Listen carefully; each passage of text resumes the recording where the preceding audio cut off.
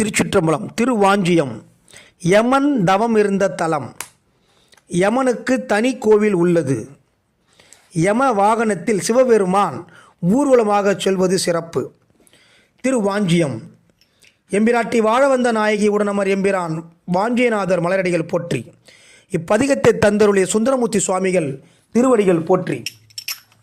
சல்லை வெள்ளை அங்குருந்தா அதுவாம் என கருதே வல்லை வெண்மலரஞ்சி மருகி ஊர்வாலையின் வாயில் துள்ளு தெல்லு நீர் பொய்கை தூரை மல்கு வாஞ்சிய தடிகள் வெள்ளை நுண்பூடி பூசும் விகிர்தம் ஒன்றொழிகில தாமே. திருச்சிற்றம்பலம்.